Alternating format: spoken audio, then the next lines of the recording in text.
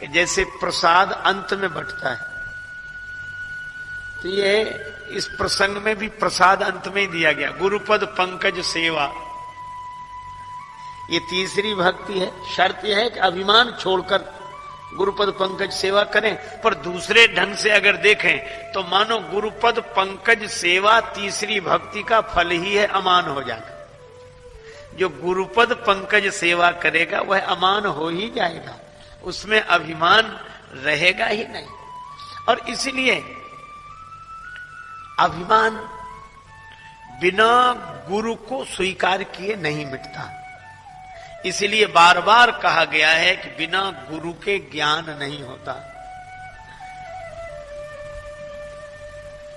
अब यह बात अलग है कि एक सज्जन कह रहे थे कि काशी में बड़े बड़े विद्वान और गुरुजन बैठे थे, पर हमको कोई हरा नहीं पाया। उन लोगों ने बहुत कोशिश की पर हमको हरा नहीं सके। तो एक ने कहा कि तुम्हें आता क्या है जो वो नहीं हरा सके? हम तो तुम्हें अच्छी तरह जानते हैं। बोले वो सब ठीक है लेकिन फिर भी वो हमें नहीं हरा सके। कहा क्यों नहीं हरा सके? तो बोला हमने किसी की मानी ही नहीं। अब ऐसे व्यक्ति के लिए तो कोई उपाय है नहीं। अहंकार ही दीवार है, अपनी खुदी ही पर्दा है दीदार के लिए, वरना कोई नकाब नहीं यार के लिए।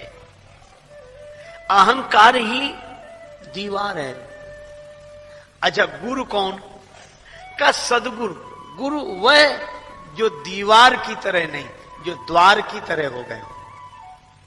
तो दीवार और द्वार में अंतर क्या है? द्वार में कुछ लगा दो तो द्वार ही दीवार है, और दीवार में से कुछ हटा दो तो दीवार ही द्वार है। द्वार में कुछ लगा हो तो द्वार ही दीवार है, और दीवार में से कुछ हट जाए तो दीवार ही द्वार है। बस शिष्य और गुरु में यही तो अंतर है। हम में और गुरुजनों में यही तो भेद है। हमारे पास अहंकार का कुछ है, इसलिए हमारा जीवन दीवार बन गया है।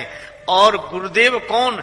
जिनके अहंकार का कुछ हट गया हो, इसलिए उनका जीवन द्वार बन जाता है। अच्छा, अब एक अद्भुत बात है, सूर्य तो उदय है ही, पर दीवार नहीं आने दे रही प्रकाश भीतर, पर द्वार सहयोगी बन जाता है। द्वार सहयोगी बन जाता है। अच्छा, अब एक अद्भुत बात यह है कि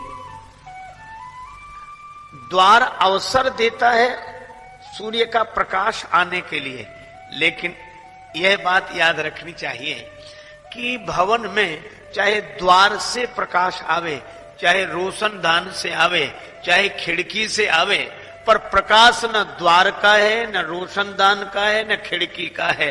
प्रकाश तो सूरज का ही है। इसी तरह वह परमात्मा का जो ज्ञान है वो किसी भी द्वार से आवे, लेकिन वह प्रकाश तो परमात्मा का ही है, महिमा तो उसी की है।